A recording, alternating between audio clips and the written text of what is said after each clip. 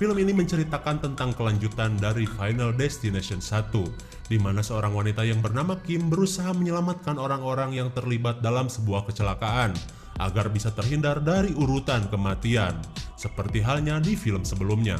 Penasaran? Mari kita langsung saja ke pembahasannya, dan jika kalian suka dengan channel ini, silahkan subscribe aja, biar gak ketinggalan video menarik lainnya.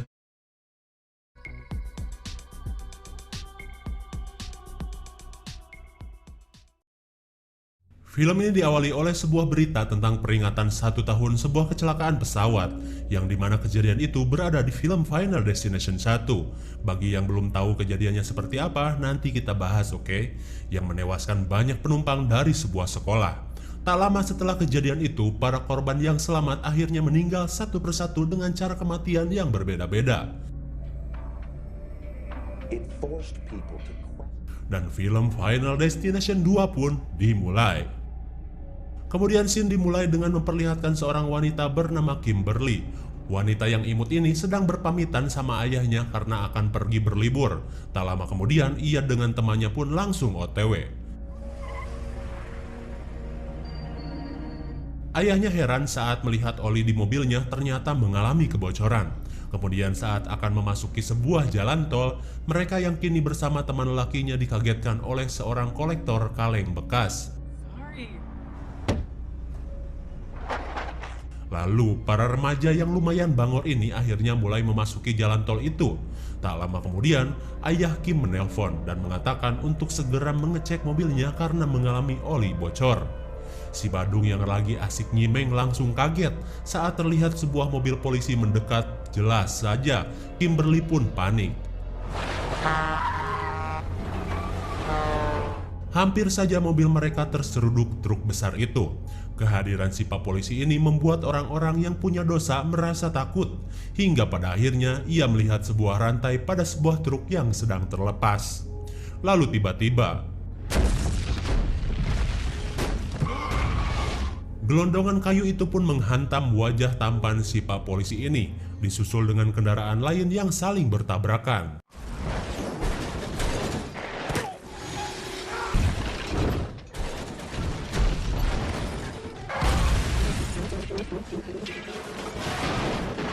Tapi sebuah van putih yang dikendarai si ibu hamil bisa selamat dalam kejadian itu, karena si ibu-ibu memang raja jalanan. Tapi Kim akhirnya tidak bisa menghindari rentetan kecelakaan itu.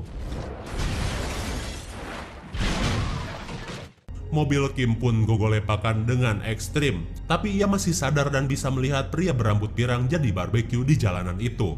Lalu,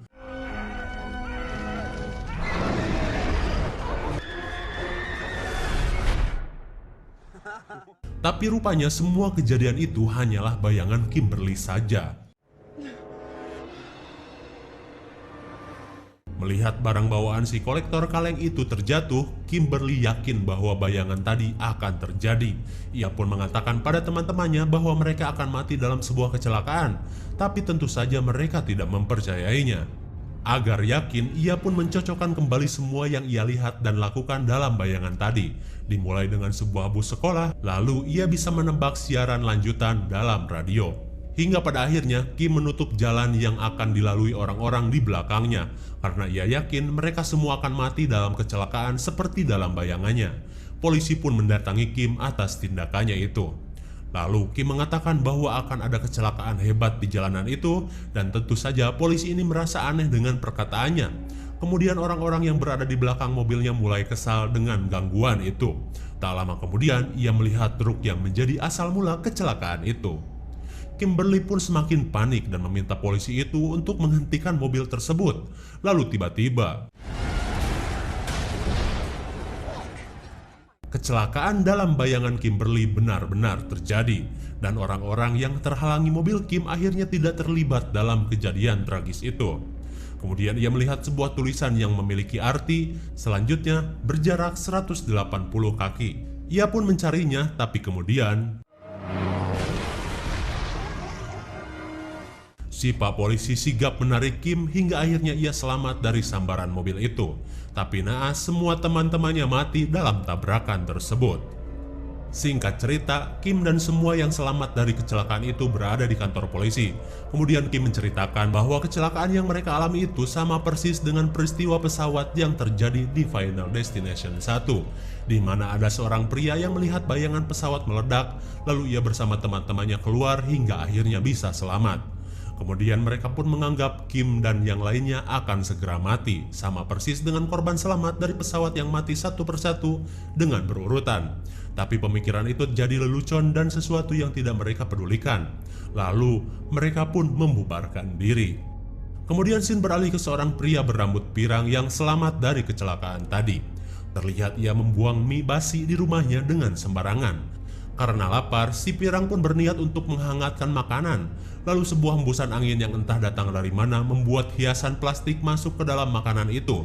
Tanpa sadar, ia pun langsung menghangatkan makanan tersebut. Si pirang yang baru dapat hadiah lotre mencoba sebuah jam tangan yang baru ia beli.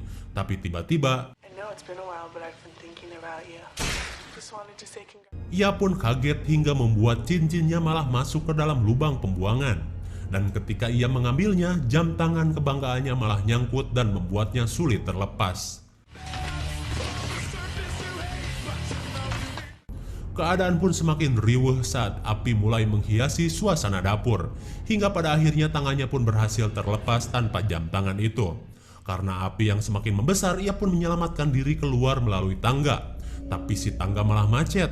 Tak lama kemudian, ia pun berhasil turun. Mie yang tadi dibuang sembarangan akhirnya membuatnya jatuh. Lalu tiba-tiba,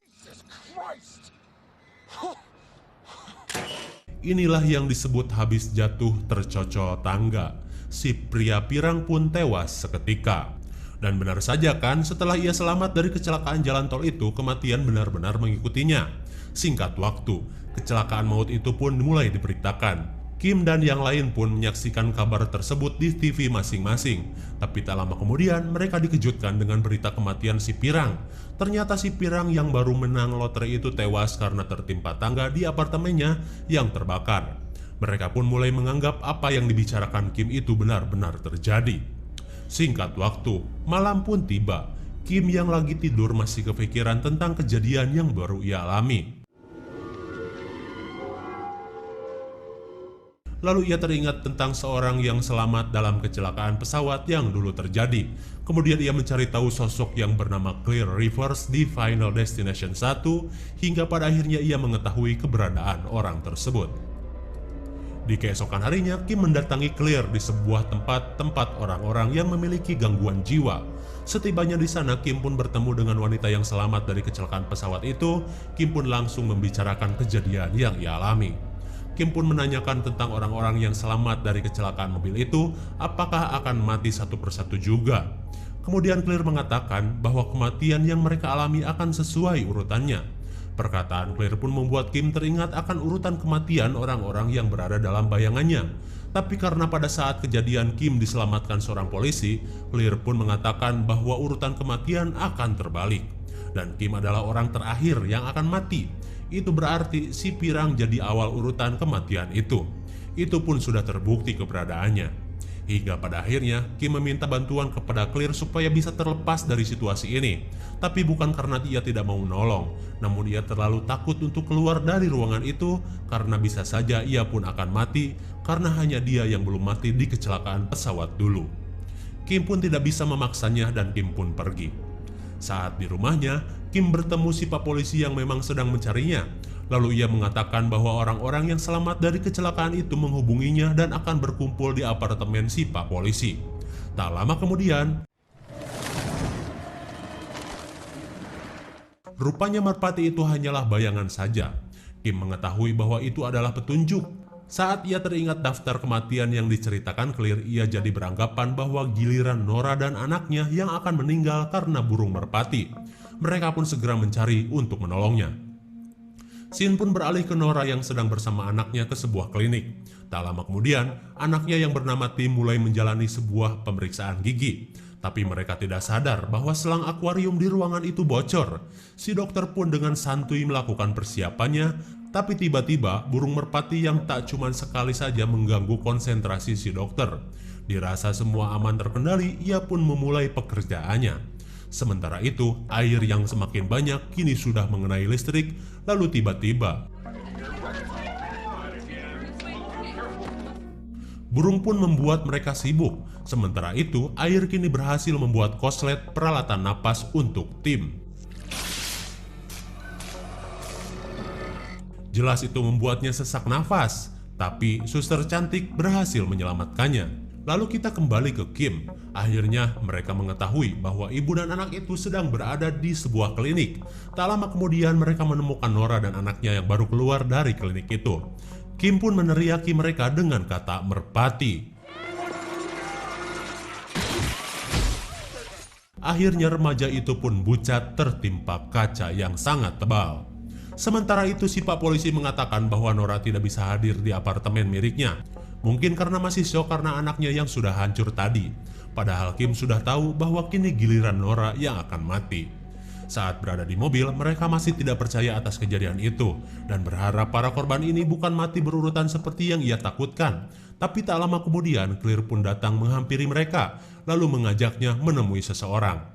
Setibanya di sana, mereka pun bertemu dengan seorang pengurus mayat yang juga berada di Final Destination 1. Clear pun bertanya bagaimana cara untuk menghentikan kematian. Ia pun mengatakan bahwa sebenarnya kematian tidak bisa dicurangi, dan hanya kehidupan baru yang bisa mengalahkan kematian. Kemudian ia menyuruh Kim untuk terus mengikuti pertanda yang ia temukan. Scene pun kini beralih ke sebuah pom mini. Mereka yang sedang mengisi bensin membicarakan perkataan si pengurus mayat tadi. Tapi tak lama kemudian, bayangan itu sungguh terasa nyata bagi Kim, sampai ia bisa merasakan mulutnya yang dipenuhi air. Kemudian Kim mengatakan seseorang berada di dalam mobil van saat tenggelam. Lalu mereka akhirnya teringat seorang wanita hamil yang mengendarai van putih sewaktu kejadian itu. Kemudian Clear mengatakan mungkin saja jika ia melahirkan bayi, urutan kematian bisa terhapus karena hanya kehidupan baru yang mengalahkan kematian, seperti yang dikatakan si pengurus mayat. Singkat cerita, mereka pun mulai mencari keberadaan wanita itu, hingga pada akhirnya mereka berhasil mendapatkan informasi dengan segera meminta bantuan polisi untuk menemukannya. Kemudian scene beralih ke apartemen si Pak Polisi. Mereka yang sudah berkumpul mulai membicarakan ketakutan yang mereka alami, terutama bagi Nora yang baru kehilangan anaknya, karena ia menyangka dirinya lah yang akan mati selanjutnya. Karena hanya Kim yang bisa melihat pertanda datangnya kematian, akhirnya mereka menggunakan HP jadul untuk memudahkan mereka mengetahuinya. Tapi si pria berkulit coklat merasa ini semua hanya omong kosong dan tidak mempercayainya. Disusul dengan Nora yang sudah pasrah karena ia tidak memiliki lagi keluarga. Singkat cerita, mereka berdua pun meninggalkan apartemen si Pak Polisi. Sementara itu, si anak gaul berusaha untuk menyimpan barang-barang di tempat itu. Lalu sempat ia takut akan benda-benda yang terlihat begitu menyeramkan.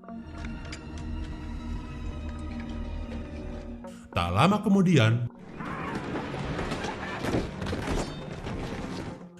ia melihat sebuah bayangan seperti seorang lelaki dengan pengait, dan ia kira itu adalah petunjuk. Dugaannya pun diyakini oleh Clear. Mereka pun segera memberitahu Nora akan petunjuk itu. Lalu saat berada di lift, si laki-laki tua dengan membawa pengait itu seolah bertingkah tengil. Kemudian mereka pun dikejutkan oleh sebuah ringtone khas HP jadul. Saat ia menerima telepon, Nora tidak sadar bahwa pengait itu dekat dengan rambutnya. Nora pun akhirnya mengetahui bahwa lelaki dengan pengait itu akan membuatnya mati. Ia pun panik dan pengait itu langsung nyangkol di rambutnya. Clear dan si wanita karir sontak menolong Nora yang kejepit pintu lift. Akhirnya, mereka berhasil menariknya keluar tapi dengan organ yang berkurang. Dengan kata lain, Nora pun tewas dengan kepala yang putus. Lalu tak lama setelah kejadian itu, si Pak Polisi mendapat laporan bahwa mobil van putih yang mereka cari akhirnya telah ditemukan. Hingga di keesokan harinya, mereka langsung OTW menemui wanita hamil itu. Sementara itu, wanita yang sedang hamil tua ini merasa kesal karena untuk mengamankannya, Pak Polisi itu menahannya di penjara. Lalu tiba-tiba, wanita itu tidak lama lagi akan melahirkan. Situasi ini membuat polisi yang lagi jaga pun panik. Karena memang tidak ada mobil lagi, akhirnya polisi itu menggunakan mobil van putih untuk membawanya ke rumah sakit. Kemudian scene beralih ke Kim. Mereka yang lagi OTW tidak menyadari bahwa mobil yang mereka kendarai memakai ban murah. Hingga pada akhirnya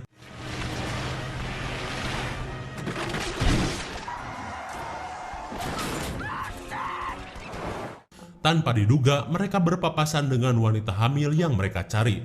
Tapi sial bagi mereka, mobil pun jadi masuk ke sebuah peternakan.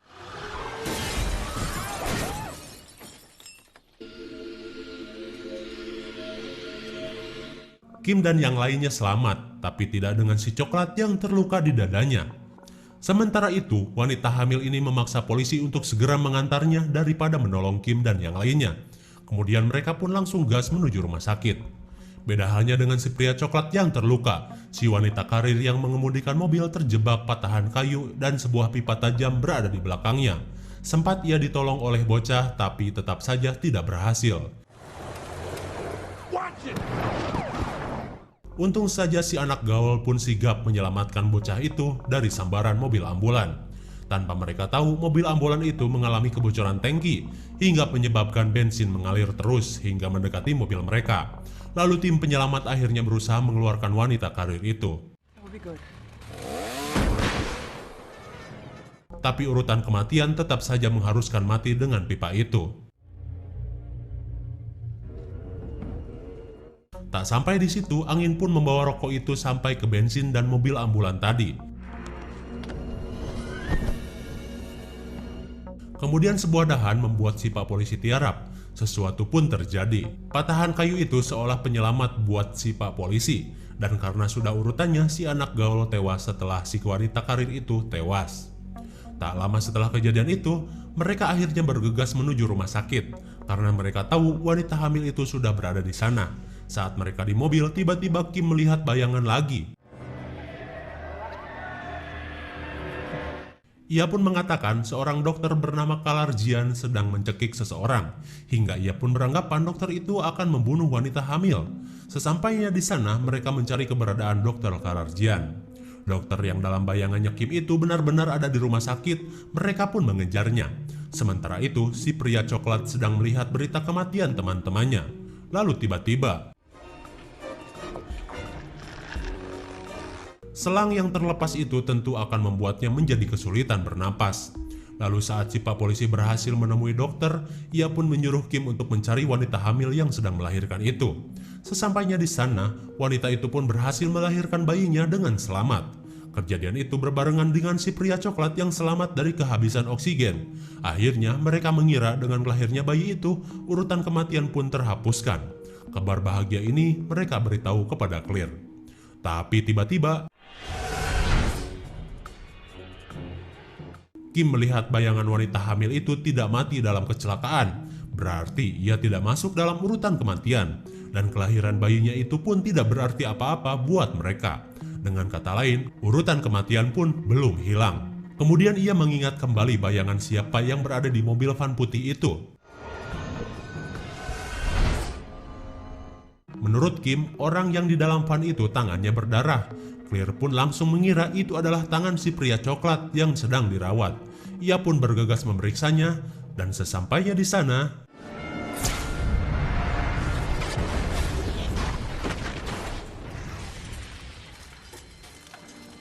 koslet yang membuat nitrogen itu meledak akhirnya membakar seluruh ruangan. Clear pun hingga pada akhirnya mati setelah berusaha melarikan diri dari kematian sejak Final Destination 1. Kemudian saat melihat tangannya yang berdarah akibat ledakan itu, Kim pun akhirnya yakin bahwa orang yang berada di van putih itu adalah dirinya. Lalu ia melihat mobil van putih di mana mobil itu adalah sebuah ambulan, bukan mobil van putih milik wanita hamil. Lalu ia teringat sebuah perkataan tentang kehidupan baru bisa mengalahkan kematian. Kim pun berpikir, ia harus mati dulu, niatannya sempat ditentang oleh polisi. Tapi sambil nyosor, Kim pun menyuruh Pak Polisi untuk segera memanggil dokter Kalarjian. Tak lama kemudian, Kim pun bergegas menuju mobil itu dan langsung tancap gas. Pak Polisi yang khawatir langsung nyerepet lari sekuat tenaga menolongnya.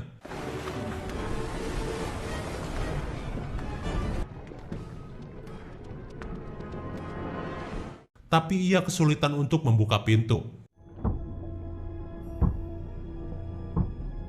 Cuplikan kenangan pun terlihat seperti halnya orang yang akan meninggal.